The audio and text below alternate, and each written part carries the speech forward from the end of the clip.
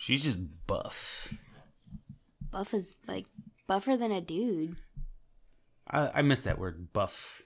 Buff. Just like I was telling you earlier, I miss the word bad, like saying I'm You're bad, so like bad. Michael Jackson. Yeah, I don't know. I'm gonna try to bring Buff back, but this is the Mandalorian episode 4 review with hits and misses.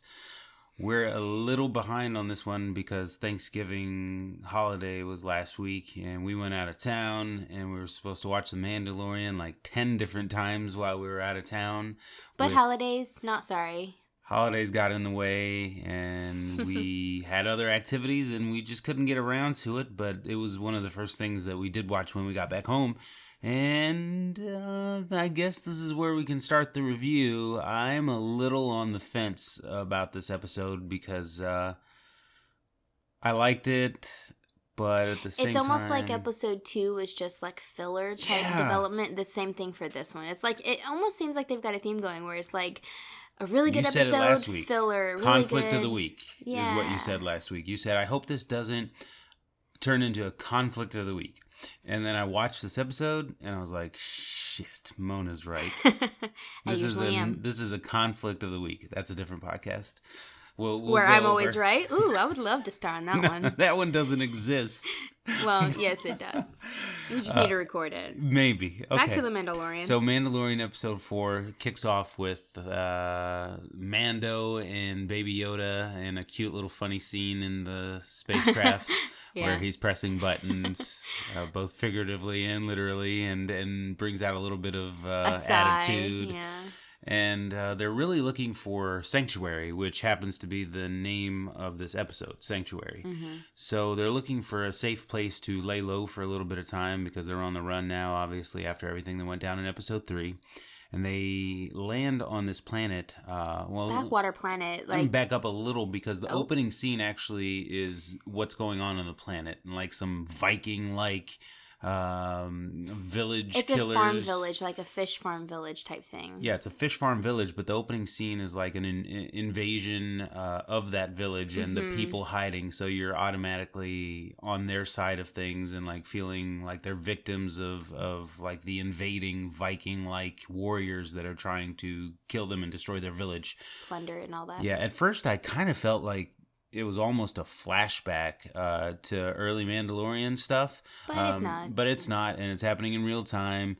And in comes Mandalorian and Baby Yoda, and after a couple of comedic relief scenes, like when he says, stay in the ship, and then the door opens up, and he looks down, and sure enough... He's right beside him. Yeah, Baby Yoda is. No, I mean... I'm endeared just like the rest of America and all of the internet is with this whole Baby Yoda phase. He's so cute. He is very cute, but he doesn't His tiny hands. He doesn't redeem like shoddy writing and plot structure. And sorry, this episode was very dry to me. It was necessary, I guess. It's just like that second episode. It's another side quest, but this one has a little bit more meaning, and we're introduced at least to a couple of cool new characters. That buff lady that we were just talking about, once they make it into the village, they talk about trying to lay low and trying to find a place of refuge. So what better place to start than going to a bar?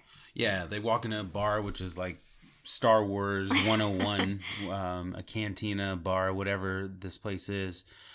And the Mandalorian approaches the bartender, has a conversation with her, and then in the background is one of our new characters played by Gina Carano. She keeps eyeing up the Mandalorian. Cara Dune. Cara Dune is her name, and she's making eye contact with him because she knows like he's a man of business. She knows she's a woman of business.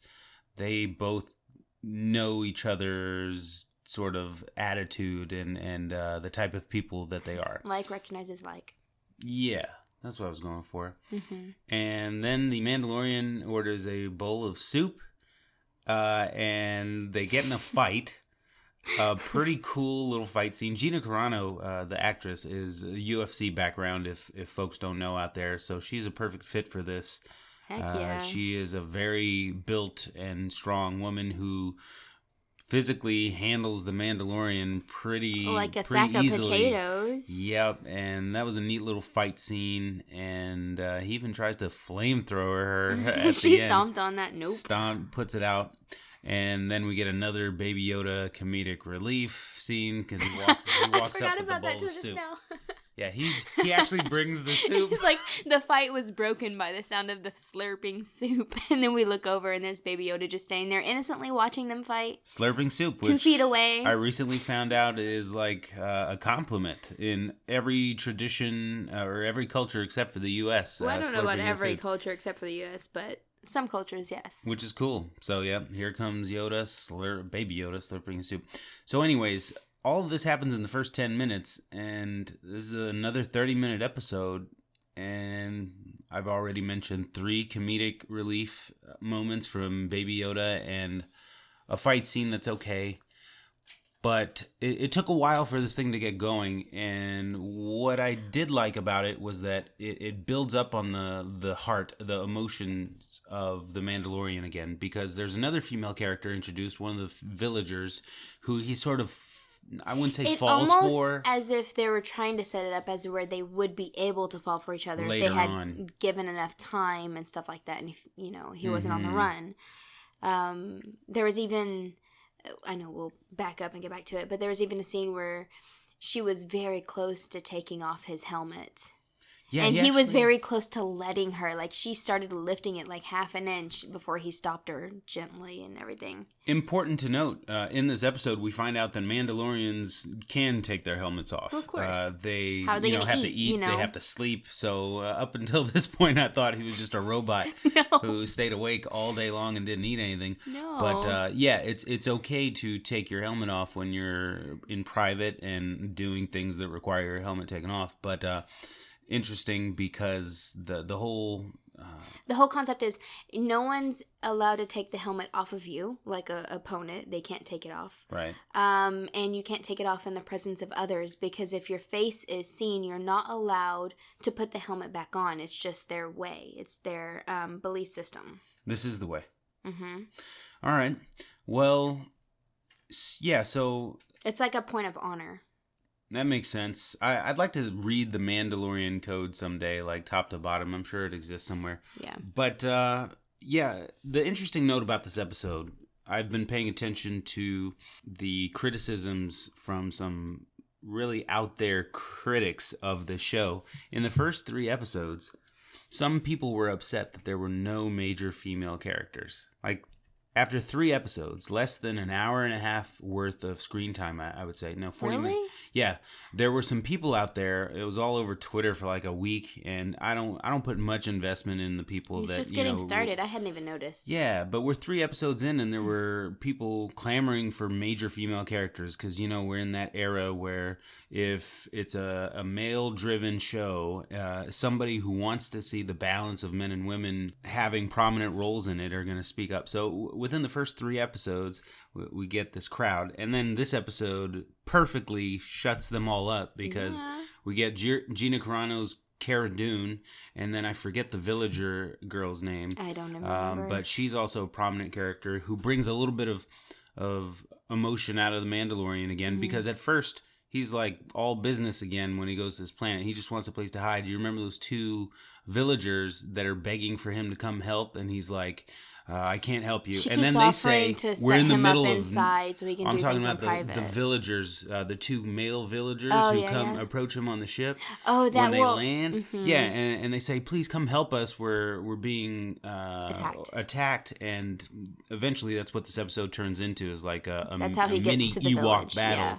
But there's that line that the villagers say, we're in the middle of nowhere, and that's what turns him on, because he's looking for sanctuary. What happened is that he was trying to fix up his ship, and this was after the bar scene with Cara Dune, I can't remember. That's fine. Cara Dune is cool too. Shush. And this is after the bar scene with them, and he was like, I guess the planet's taken, so I guess he was fixing up his ship and everything to get ready to leave the planet, and these 2 villagers, 2 men from that village do come up on this like little hover thing. Yeah. And like this barge, this moving barge. Yeah. It's cool. And they're trying to employ his help to defend the village and everything. because he's a Mandalorian, and they thought it would be the honorable thing for him to do, that was his way or something of that nature. But he turns him down, even with the gold or whatever it was that they, the credits that they wanted to give him, because it wasn't enough. And then when they were complaining that they had it took them all day to travel here, and now they're going to have to travel all the way back to nowhere with no one to protect them, and it was, stuff like that. And that piqued his interest because he's like, wait, it's in the middle of nowhere. That's exactly what he was looking visitors. for. Okay, he took the job for the little bit of the money that they were able to provide, and his payment he took as the shelter. And then he gave the money to the lady to employ her help to come with him.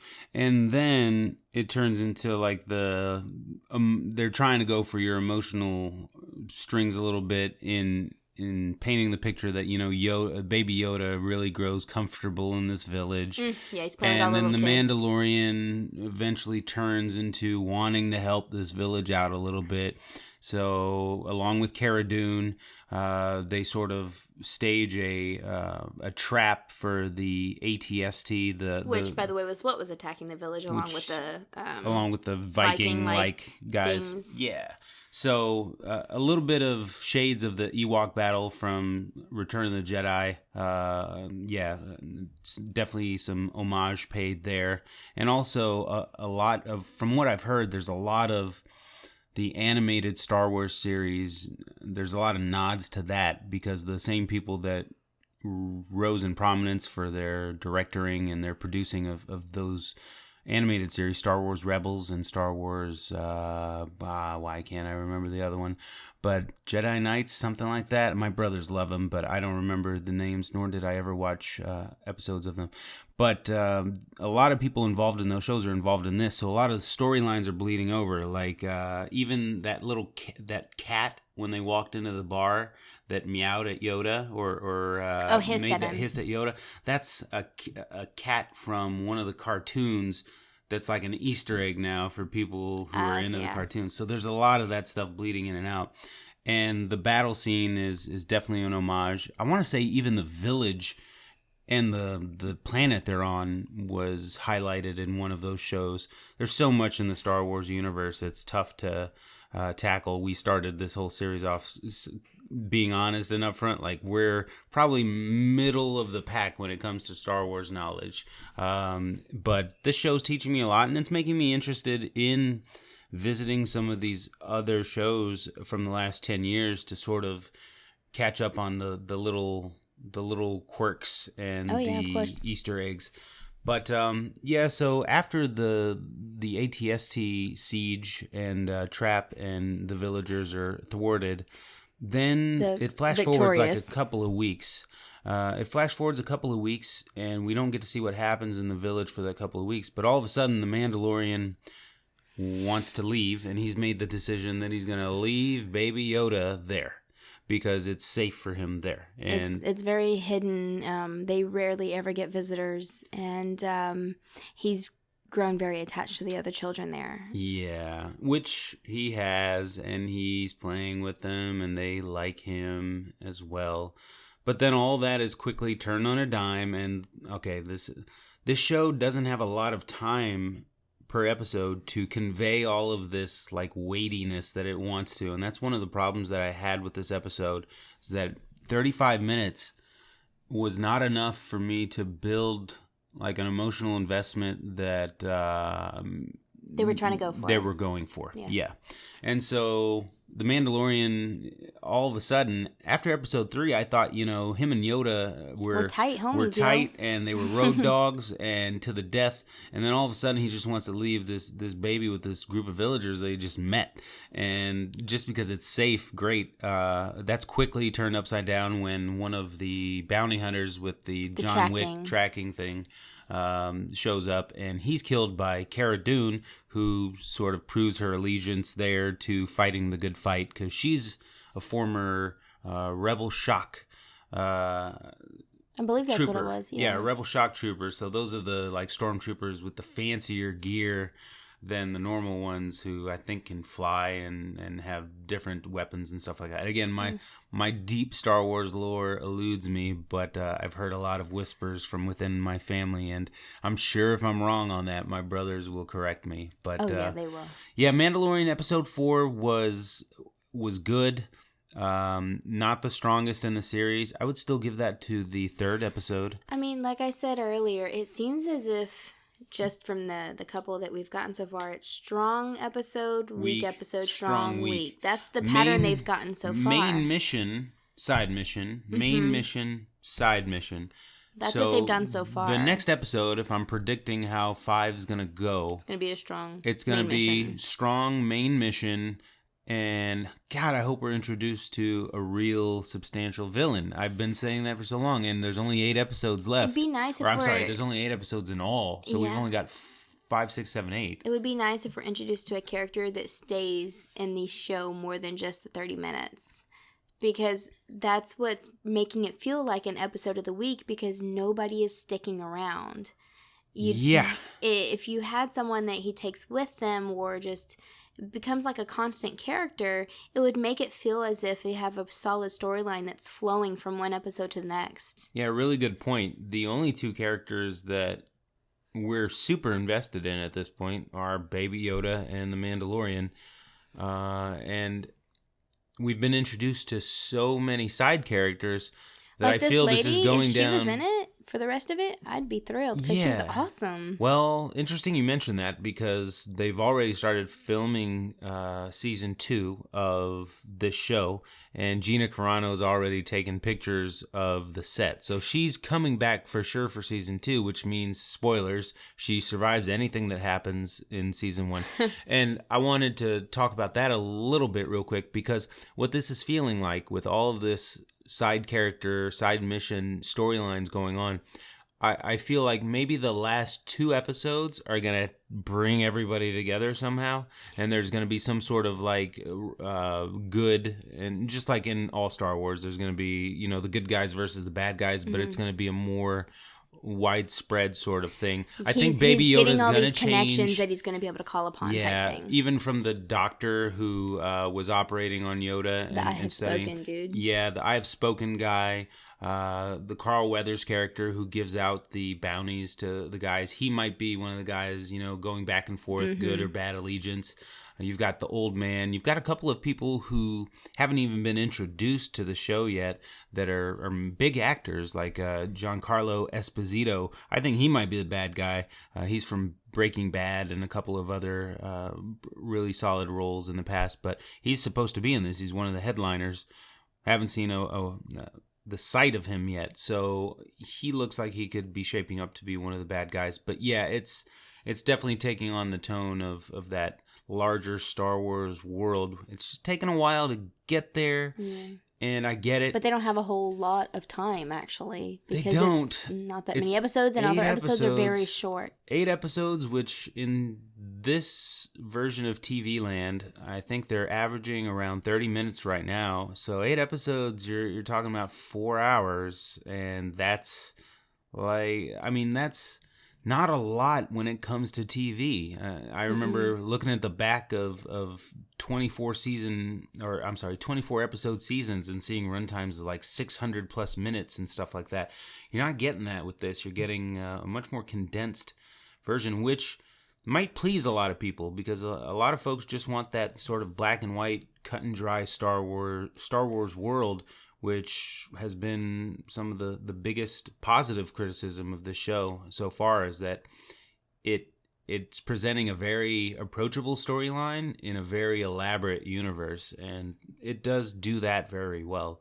I just would like to see more depth in the story, which is contrarian to what everybody else, I think, is really digging about this show, is that it's simple and it's straightforward. I've noticed with a lot of shows, though, that they start off episode of the week, and they kind of got to build before they can get that very nice flow to them, where they go from episode to episode. What other shows come to mind when you think of that? Oh, Put you on the spot, eh? Supernatural. Yeah, Supernatural's been in like 16th the first couple of right? seasons was like Monster of the Week type Yep. thing, and it didn't get to a couple seasons in where it had like this main underlying core storyline that every episode was about or working towards. Even though they may have had Monsters of the Week on the episode, they were still working towards that main thing, and all those Monsters of the Week were in somehow relation to it. And like every third or fourth episode would be going back to, you know, the yellow-eyed guy or the Lucifer Castiel deal. All that stuff. And I mean, of course, the plots as the seasons went on did change and everything, or evolve or get bigger, or some things resolved, but yet another thing cropped up. But for the first couple seasons, it was just like they were so disconnected. Yeah. And they tried to bring them all together. I don't know. I stopped watching Supernatural like the 5th season. The Mandalorian to be connected. Yeah, I want the Mandalorian to get connected quick because they don't have time. The side mission episodes, I see through them. I get what the writers and directors are trying to do. They want you to get closer to the main characters, the two main characters, and see different shades of them. I think you can do all of that with main storyline plot lines and episodes. Yeah. So, I don't know. I just, I'd like to see more depth. More depth in the plot in episode 5 and 6 and 7 and 8. Side note, this episode was directed by Bryce Dallas Howard, who's like a famous actress. She was Lady in the Water. She's been in a handful of other really good movies, too. This is her first crack at TV directing, I think. But Jon Favreau wrote this one as well. So it makes sense that there's strong female leads in this because she's a strong female director. And I was just talking about this with Mad Mags today. Because the Scarlett, what's her name? Scarlett Johansson is not Scarlet Witch. Scarlett Johansson is playing the Black Widow. I get Scarlet Witch, Scarlett Johansson, and Black Widow all mixed up in one hodgepodge. The girl that plays the Scarlet Witch, she's one of the Olsen sisters. Yeah, she's Elizabeth Not Olsen. one of the twins. Yeah, she's one of the separate sisters. Yeah. I didn't even know they were all related, but that's, you learned me that recently. I learned you that. I need to learn you some English. I was just talking to Mad Mags about See, I did it again. I want to say Scarlet Witch, but it's Scarlett Johansson Black Widow trailer just came out today, and it's being directed by a female director, and Wonder Woman was directed by a female director. So when I saw that this episode of The Mandalorian was directed by Bryce Dallas Howard, I knew that we were going to get the strong female leads brought in because, nobody knows how to do strong female leads better than strong female directors. It makes sense, right? Yeah, it makes sense. So if I'm going to look, maybe I'll do this for the next episode conversation. I'm going to look at who the directors are for the last 3 episodes, and I'm going to try to predict the tone of those based on the directors because I can do that pretty well with TV. A lot of the same, I loved all the Fox TV shows from the late 90s and early 2000s. We're watching some of them now, like Harsh Realm. Oh, I love that one. And Fringe, X-Files, even Millennium and some lesser knowns. A lot of the directors that were all part of the best episodes of those shows, they moved, they transitioned from show to show to show. So the best bunch from the X-Files would do stuff for Millennium, they would do stuff for Harsh Realm, and then they jump later on to Fringe and some other TV shows that have raised in prominence since then. So with that, I was always able to get a sort of vibe for Brad Anderson's directing this episode of Fringe. I know this is going to be that sort of episode. And I'm going to get there with Mandalorian eventually when I learn who these people are and where they came from. That's why I want to revisit all the old Star Wars stuff. So again, this episode was good. It led to a 20-minute conversation on the deal. I think this episode had the most humor in it than all the other episodes. A lot of humor. It was a lot of humor, subtle humor, but still humor. There's a joke out there, a meme that I noticed that the entire episode could be summed up with Baby Yoda had an image of him cooing and then just a Mandalorian sighing. Yeah. Yeah, it's like that.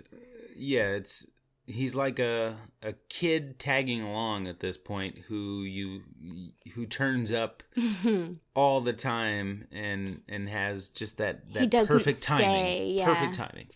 So, yeah, overall, good episode. Not the best of the bunch by any means, but it did have really good humor in it. I mean, that was a redeeming point for me. Good humor and introduce good characters. I did like Cara Dune. Cara Dune, played by Gina Carano again. Yes. Yeah, I just like Gina was a very good actress to put in this role because her buff. No, not only that, it's just even down to like her facial expressions just were able to match her character so well. Like she was able to really I guess do this character justice. Get in the She zone. did. Yeah, get in the vibe of a former rebel shock trooper who's got a little bit of a soft side now, but is still hard. And she had that edginess to her. And very edgy and strong. Just the actress, she just carried that into the role very well. Yeah, it's kind of who she is now because like she used to beat women up for a living. Yeah, and it followed through into her role. And now she's an actress, so I wouldn't want to go got up to against tone her. it down a little bit.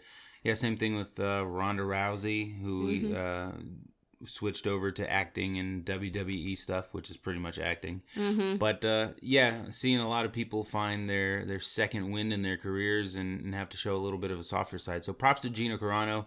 Props to Pedro Pascal, who plays the Mandalorian. He's cooler and Don't cooler tell me. every episode. I don't want to know who plays him. Oh, you didn't know who it was? No. It's okay because no image of his face comes to mind. I am not looking up who plays the Mandalorian because I don't want to know what his face looks like until they reveal it in the show. I don't want that build up, that suspense ruined for me. Oh, that's probably I'm gonna keeping the surprise. Don't you dare spoil it for me. I don't know how it ends, but I'm got a pretty good feeling the last episode, the last shot of this first season is going to be like a helmet coming off. No, I completely anticipate the end of the season it's going to be off, or at least the beginning of the next season. But there was this episode did have a couple references to his helmet coming off. Like there was a couple different times where the village woman was inquiring about him taking it off. Oh yeah. And he was almost okay with the idea if he would have been able to have more time to just settle with her. They were alluding to that. And there was a moment where he took his meal from her in the privacy of the hut or whatever. He was watching out, I guess like a window or a little walkway type thing. He was watching Baby Yoda play with all the other kids completely out in the open, I guess. And I guess it was like a balcony, I don't know. And he had you didn't see him, you just saw like his shoulder, and he took his helmet off and set it down beside his food so he could eat. And I'm like, if anybody had just looked up, they would have been able to see him. I mean, that's not really smart on him to do if, Yeah. But still, there was a couple different references on his helmet coming off, so I kind of feel that that's coming soon. Yeah, for sure. So don't spoil it for me. No, I don't know how it ends. I mean, or do I? No, you're not that awesome. I might be, and I am. Oh, okay. For sure. Okay. But I'm the one that's always right, so. Yeah. Okay. We'll go with it for now. Oh, we're always going with it. Until next time, folks, Mandalorian Episode 4, check it out. It's streaming now on Disney+. We will be back Saturday or Sunday with the Episode 5 review once we get to watch it, because we don't have to worry about Thanksgiving this week. Woohoo! Kind of Thanksgiving every day.